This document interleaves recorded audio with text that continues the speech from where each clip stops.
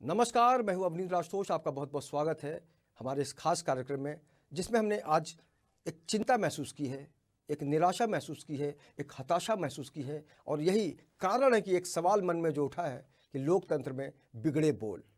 आज अभिव्यक्ति की आज़ादी के नाम पर जिस तरह से राजनीतिक दलों में जो बयानबाजियों का दौर चल रहा है, अलग अलग पार्टियां जिस तरह से अपने विपक्ष के ऊपर, विरोधियों के ऊपर हमला कर रही हैं, ऐसे में एक खतरा सा मंडराता हुआ मैं महसूस कर पा रहा हूं। और यही कारण है कि आज उन्हीं बयानबाजियों को देखते हुए, केंद्र बिंदु में रखते हुए आज हम चर्चा करेंगे कि वाकई लोकतंत्र में जो बोल बिगड़ते जा रहे हैं, एक जो शालीनता हुआ करती थी, संस्कार की बातें आती थी, देश की सुरक्षा की बात आती थी, लेकिन आज सिर्फ और सिर्फ ये दिखाने की कोशिश की जा रही है कि हम ही सबसे अच्छे हैं, हमसे बढ़कर कौन। लेकिन आज चुनाव का जो माहौल चल रहा है, ऐसे में चौथे चरण का चुनाव हो चुका है, अब 3 चरण के चुनाव बाकी होने वाले हैं। इसके बावजूद बयानबाजी का जो स्तर है वो लगातार गिरते हुए हमने देखा है। और सबसे बड़ा जो खतरा हमने देखा है कि आचार संहिता की जो तलवार लटकती है, एक जो दायरा होता है, सीमा में रहने का एक मकसद होता है, उसको आज हर राजनीतिक दल के जो लोग हैं उसको तोड़ते हुए पाए जा रहे हैं। और इस खास चर्चा में हमारे साथ हमारे 2 खास मेहमान भी जुड़ेंगे। आपको न्यूज़ रूम में लिए चलते हैं और आपसे परिचय कराते हैं कि आज हमारे साथ प्रदीप शर्मा हमारे संवाददाता हैं। प्रदीप, आपको मेरी आवाज़ मिल रही है? जी बिल्कुल। जिस तरह से आज देश में जो माहौल है, प्रदीप, आपसे ये जानना चाहेंगे कि एक तरफ तो हम बड़ी बड़ी बातें करते हैं, चांद पर जाने की बात करते हैं, विकास की बातें करते हैं, लेकिन जब हम बयानबाजी के स्तर पर आते हैं तो बहुत ज़्यादा, आपको नहीं लगता कि हम अपनी सोच को भी बहुत ज़्यादा गिराते हुए जा रहे हैं? हमारा स्तर काफ़ी गिरता जा रहा है। लेकिन उससे पहले हम आपको मिलवाना चाहेंगे हमारे जो खास मेहमान हैं। हमारे साथ दीपा शर्मा है कांग्रेस से। दीपा जी, आपका बहुत बहुत स्वागत है। उनका स्वागत कर लीजिए प्रदीप आप। और साथ ही साथ जी दीपा जी, शीला बहुत स्वागत है अवस्थी जी का आपका। भी स्वागत कर लेते हैं। शीला जी, आपका भी स्वागत है इस चर्चा में।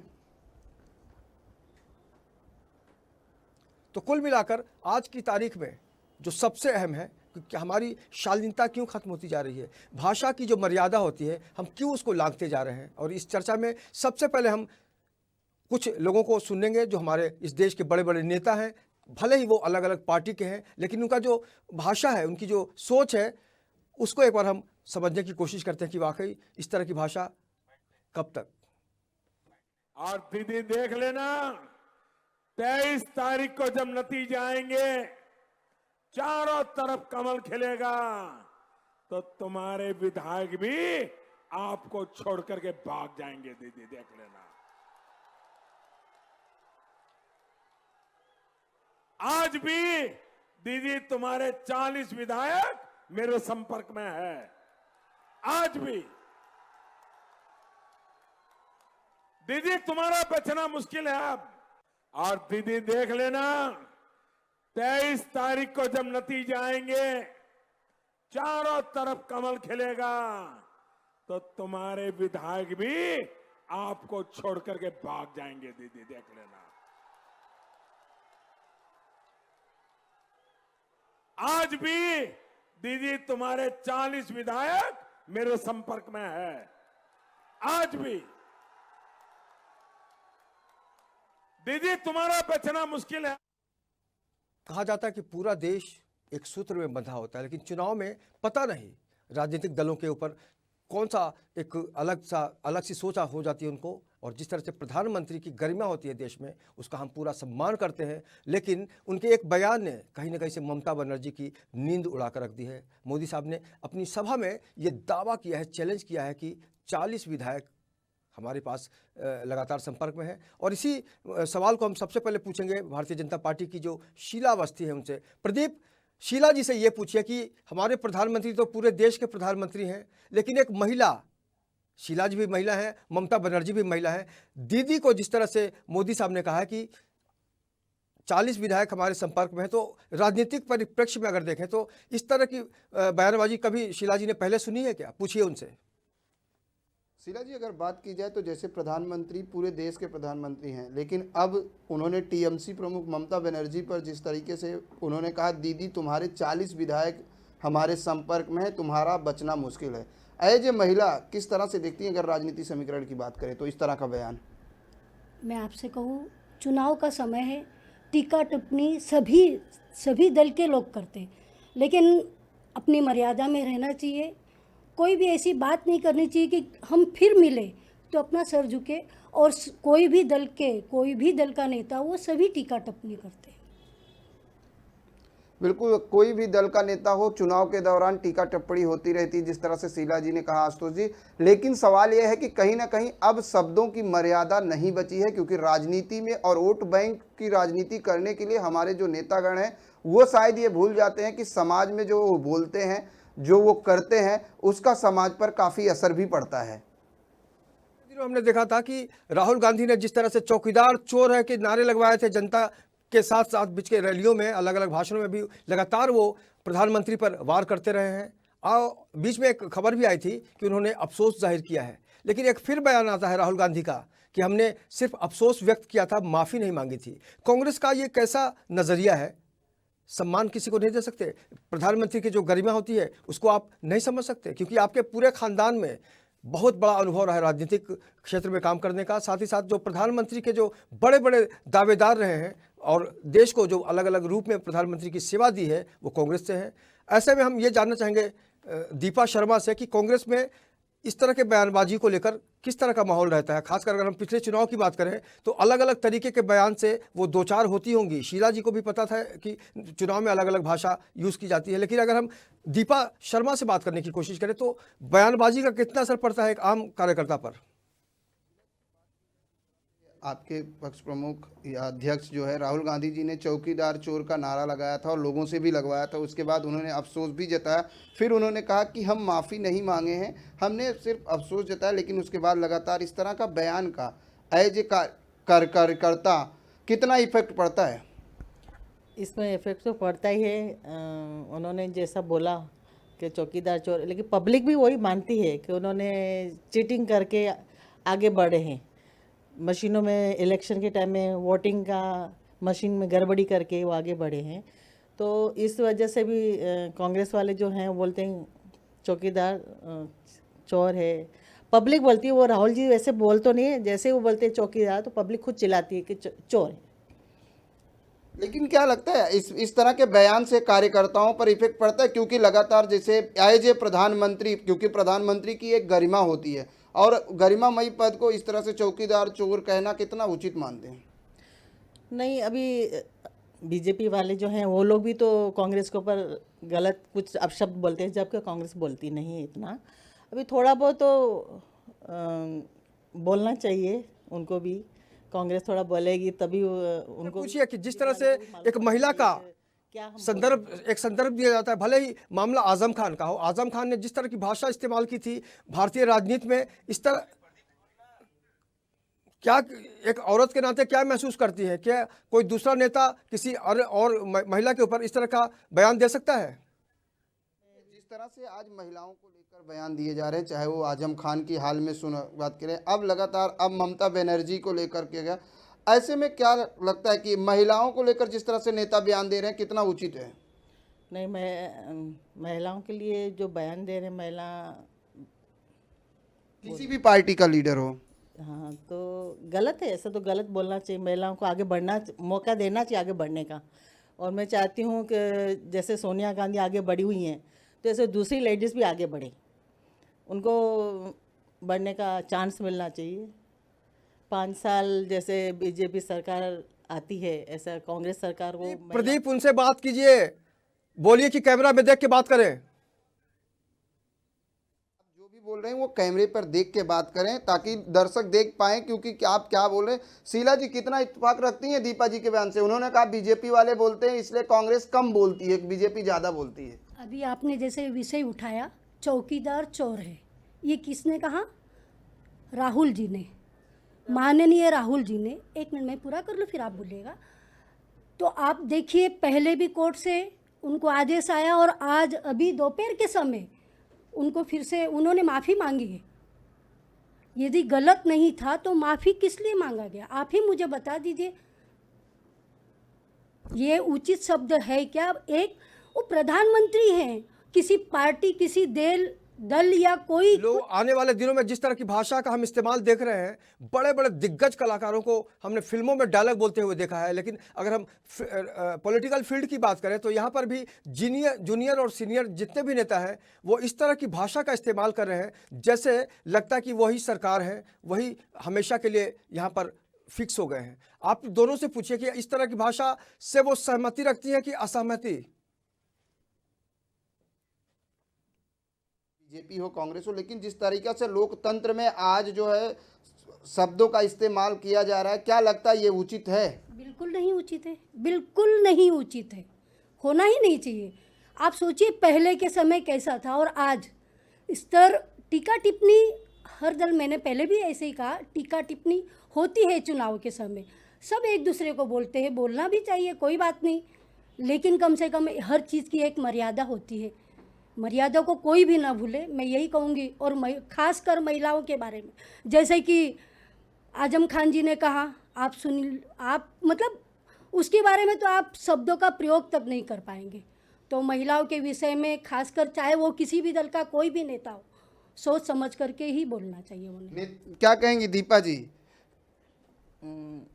महिलाओं को अच्छे मतलब रेस्पेक्ट देना चाहिए, उनके लिए बुरा भला नहीं बोलना चाहिए, कोई भी एक दूसरे की छीटाकसी नहीं करना चाहिए, मेरा मत है। अगर आप पॉलिटिक्स मतलब कोई भी चीज़ में पॉलिटिक्स में जैसा कांग्रेस है चाहे बीजेपी है, एक दूसरे को छीटाकसी करते हैं तो वो नहीं करना चाहिए। अगर आप इलेक्शन नहीं लड़ रहे हैं, आपस में लड़ाई नहीं करो, अच्छे से बात करो, मतलब इलेक्शन लड़ना है, आप एक दूसरे को छीटाकसी करके बदनाम, चुनावी मुद्दा भूलकर पर्सनल मुद्दे जो है एजेंडे बन गए, तो वो नहीं होना चाहिए। मेरे ख्याल से एक दूसरे का मुद्दा ही गलत है, एक दूसरे के खानदान के बारे में। अभी हमने हाल में सुना कि अखिलेश यादव जो समाजवादी पार्टी के मुखिया हैं, आचार संहिता की भाषा बोलने लगे हैं। जिस तरह से आपने पिछले दिनों देखा होगा कि गलत बयानबाजी की वजह से 48 घंटे और 72 घंटे का जो एक बैन लगाया गया था नेताओं पे, वो मेनका गांधी भी हैं, आजम खान हैं, ऐसे कई नेता थे बीच में। लेकिन आज जिस तरह से कहा है अखिलेश यादव ने कि 72 घंटे का बैन नहीं, 72 सालों तक मोदी पर बैन लगना चाहिए, ये किस भाषा का संकेत है? बिल्कुल, अगर बात की जाए तो जिस तरीके से अब चुनाव आयोग एक तरफ सख्त होने की कोशिश करता है, दूसरी तरफ अब कोर्ट ने भी फटकार लगाया, चुनाव आयोग ने क्यों किसका इंतजार है कार्रवाई को लेकर। लेकिन जिस तरह से समाजवादी पार्टी के मुखिया जो है और उत्तर प्रदेश के पूर्व मुख्यमंत्री अखिलेश यादव ने कहा कि जो घंटों का बैन लगाया गया, जैसे इसके पहले मायावती और योगी जी पे लगाया गया था, अब मोदी जी पर 72 घंटे नहीं 72 साल का बैन लगाया जाना चाहिए। मैं आप ही से पूछना चाहूँगी, क्या यह उचित है? ये कहते हैं कि मोदी, उनका नारा क्या है? जितने भी गठबंधन के लोग हैं उनका क्या है? सिर्फ मोदी हटाओ, मोदी हटाओ, मोदी हटाओ, उसके अलावा क्या बातें करते हैं मुझे आप बताइए। और मोदी जी क्या करते, आप ही मुझे बताइए, मोदी जी क्या करते? अरे इतने वक्त तक काम करने वाला, 365 दिनों में एक दिन छुट्टी ना ले, ऐसा व्यक्ति आपने देखा है देश के लिए काम करने वाला? कभी नहीं देखा होगा। उन्होंने अपने स्वार्थ के लिए क्या किया है? कुछ नहीं किया है। और देश को आगे लेके जाने का काम माननीय मोदी जी ने किया, हमारे प्रधानमंत्री जी ने किया। देश को आगे ले गए हैं माननीय मुख्यमंत्री जी। दीपा जी क्या कहेंगे? प्रधानमंत्री जी जी नहीं, कांग्रेस की देन है, सब जितना भी बढ़ाया है कांग्रेस ने बढ़ाया है। मैं पंडित फैमिली को, जवाहरलाल नेहरू जी उनके डैडी हैं, मतलब मोतीलाल नेहरू जी हैं, इंदिरा गांधी जी हैं, सोनिया गांधी, इन जितना भी बड़ा इंडिया में हमारे जितना भी आगे हमें प्रोग्रेस हुई है सब उनकी देन है। जहाँ आज तक जितना भी बनाया है सब कांग्रेस ने बनाया। बीजेपी तो अभी आई, उन्होंने किया क्या है? अभी तक बनाए पे आके बैठी हैं। भाषा कैसी भी हो, इस देश की जनता तय करती है कि इस भाषा का अर्थ किस तरह से समझा जाए। प्रदीप, अभी वक्त है एक छोटे से ब्रेक का। ब्रेक के बाद हम दोनों अपने मेहमानों के पास चलेंगे और ये जानने की कोशिश करेंगे कि जिस तरह से राहुल गांधी की नागरिकता पर आज भारतीय जनता पार्टी ने सवाल उठाया है और जो जवाब दिया है अलग अलग तरीके से कांग्रेसियों ने, उसमें सबसे जो दिलचस्प जवाब है वो है प्रियंका गांधी का, जो महासचिव है कांग्रेस की और पूर्वांचल की एक बहुत ज़्यादा उनके जिम्मेदारी दी गई है। उन्होंने प्रधानमंत्री के साथ ही साथ भारतीय जनता पार्टी की जो भी भाषा है उसको उन्होंने बकवास करार दिया है। बहुत जल्द आते हैं इस ब्रेक के बाद।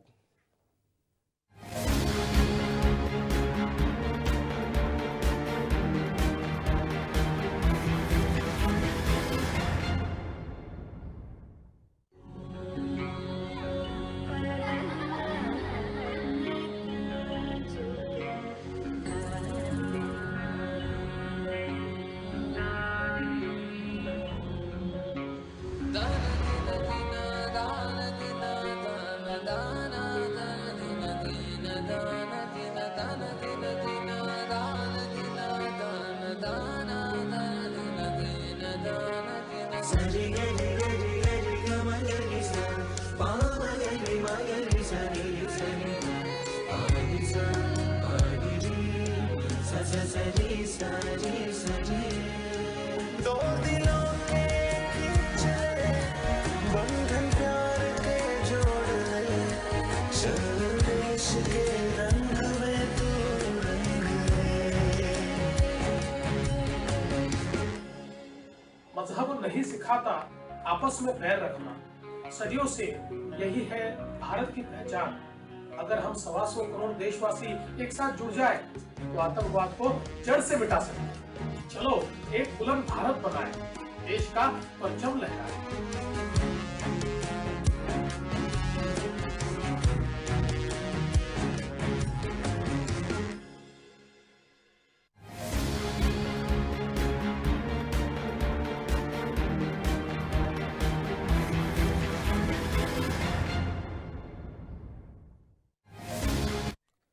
ब्रेक के बाद आपका बहुत बहुत स्वागत है। आज हम चिंता व्यक्त कर रहे हैं, अफसोस जाहिर कर रहे हैं कि लोकतंत्र में जो बड़े बड़े बोल आ रहे हैं बयानबाजी की शक्ल में, वो कितने बिगड़े हुए हैं। और इसी चर्चा में हमारे साथ दो मेहमान जुड़ी हैं। भारतीय जनता पार्टी की हमारे साथ शीला अवस्थी जी हैं और कांग्रेस की दीपा शर्मा जी हैं। लेकिन सबसे बड़ा सवाल है कि आज भारतीय जनता पार्टी हो या कांग्रेस हो या कोई भी पार्टी हो, जिस तरह की भाषा का इस्तेमाल किया जा रहा है वो किस तरह की भाषा है, ये सोचना बहुत ज़रूरी है, क्योंकि ये विषय बहुत गंभीर है। भारतीय जनता पार्टी के कुछ नेताओं को एक बार सुनते हैं और फिर सुनेंगे हम कांग्रेस के नेताओं को। राहुल कौन सा सच्चा है? Which Rahul is original? Rahul London वाले या राहुल लुटियंस वाले? कौन सा राहुल आखिरकार ओरिजिनल है, देशी या विदेशी? राहुल लंदन वाले या राहुल लुटियंस वाले? बंधुओं, जैसे मैंने बताया कि इन सभी सवालों का आधार कुछ दस्तावेज हैं। ये वो दस्तावेज हैं और वो दस्तावेज ऑथेंटिकेटेड हैं। ऑथेंटिकेटेड का अर्थ हिंदी में होता है सत्यापित, अर्थात उसको आप दोबारा पढ़ता है, जो व्यक्ति एडमिशन करता है, जो आदमी लिखता है, वो उस डॉक्यूमेंट को पढ़ने के पश्चात अपने हस्ताक्षर करके कहता है कि मैं इन दस्तावेजों को सत्यापित कर रहा हूं, अर्थात जो भी इसमें लिखा गया है, कहा गया है, बोला गया है, वो सत्य है। ओथ में वो सत्यापित करता है, इसलिए ये डॉक्यूमेंट सत्यापित है। क्या दस्तावेज है हमारे पास? एक कंपनी के दस्तावेज है। उस कंपनी का नाम है बैकऑप्स लिमिटेड। ये कंपनी रजिस्टर होता है इंग्लैंड, यूके में ये रजिस्टर होता है। ये डिसॉल्व भी होता है यूके में। तो हमारे पास रजिस्ट्रेशन की कॉपीज हैं जो कि अगस्त 21, 2003 उस समय रजिस्टर होती है। हमारे पास उस कंपनी के डिसोल्यूशंस के कागज हैं। जब ये कंपनी को डिसॉल्व किया गया, कंपनी को रोका गया, बंद किया गया, फरवरी 17, 2009 का उसके दस्तावेज है। उस कंपनी के एनुअल रिटर्न्स हैं जो कि 2 बार फाइल किए गए हैं और वो दोनों कागज हमारे पास हैं।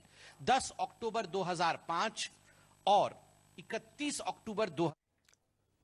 चाहे भारतीय जनता पार्टी हो या फिर कांग्रेस हो, अगर भाजपा ने कुछ बोला तो जाहिर है कांग्रेस का भी जवाब आएगा, और जब कांग्रेस कुछ बोलती है तो भारतीय जनता पार्टी की तरफ से भी। लेकिन अगर हम संबित पात्रा के बाद हम कांग्रेस की जो भाषा सुनने की कोशिश करें, उनके जो विचार हैं या अर्थ है, उसको हम सुनने की कोशिश करेंगे तो अजीबोगरीब स्थिति पैदा होती है और कहा जा सकता है कि वाकई लोकतंत्र में सारे बोल जो हैं वो बिगड़े हुए हैं। सुनते हैं कांग्रेस को।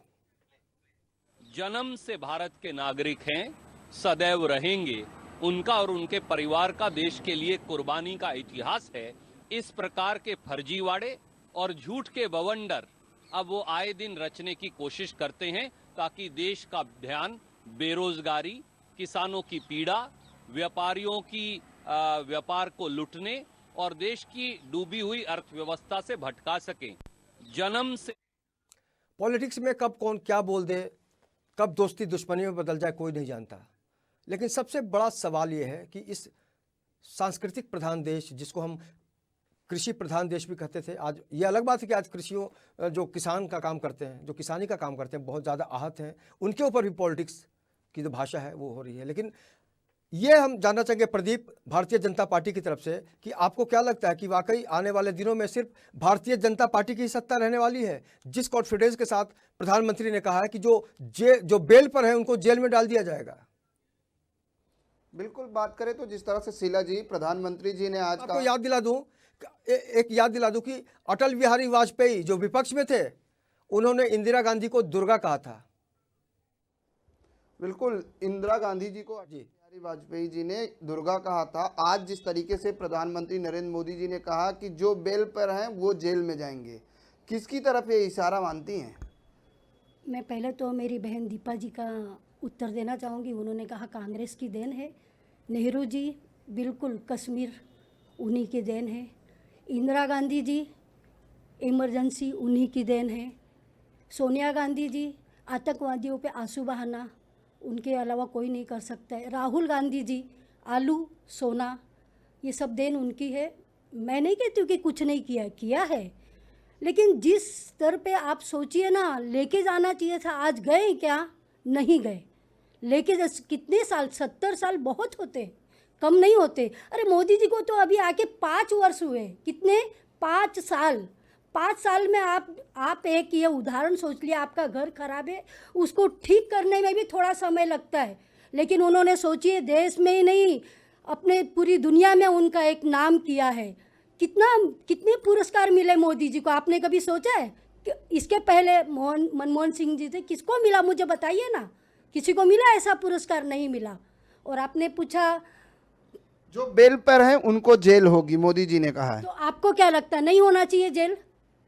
हम जैसे साधारण लोग होंगे तो हम लोगों को तो बेल भी जल्दी नहीं मिलती, और ये बेल पे है। यदि सही, अगर वो गलत है तो उनको जेल होना चाहिए। अगर प्रधानमंत्री मोदी जी कह रहे हैं तो निश्चित उनको बेल मिली है और सज़ा होती है, तो उनको जेल होना ही चाहिए, चाहे वो कोई। दीपा जी से पूछिए, किसकी तरफ इशारा है? कांग्रेस को इससे डर लगता है? के बयानों से डर लगता है। और जिस तरह से अभी शीला जी ने कहा कि सब कुछ देन जो है, कश्मीर का मुद्दा उठाया उन्होंने, इमरजेंसी की बात कही, क्या लगता है कि मोदी जी जो 5 साल नहीं कर पाए और कांग्रेस 70 साल, जिस तरह से आरोप लगाया जा रहा है, क्या कहेंगी? तो मैं तो यही कहूँगी, उनको जेल भेजने की बात पर कांग्रेस को डर लग रहा है क्या? बेल पर हैं उनको जेल भेजने की बात से क्या कांग्रेस डर रही है? नहीं, उनको डर, किस बात का डर लगना चाहिए? वो सच्चे इंसान है, कोई उन्होंने कुछ गलत काम नहीं किया है जो उनको सज़ा होएगी। और मैं चाहती हूँ कि उनको ऐसा बोलना भी नहीं चाहिए कि बेल होएगी और उनको सज़ा होएगी।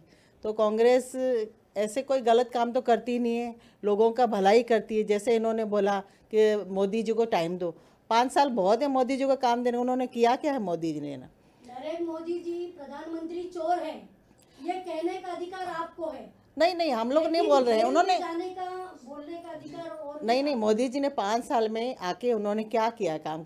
महंगाई उतनी है, उन्होंने आके बोला था गरीब 15 लाख सबको देंगे। उन्होंने किसी को 15 लाख दिया? एक जनों को बोला था। मोदी जी ने किया क्या? गंभीर सवाल उठाया है दीपा जी ने। शीला जी बताइए, 5 सालों में मोदी जी ने क्या किया? क्योंकि उन्होंने कहा महंगाई जस की तस बनी हुई।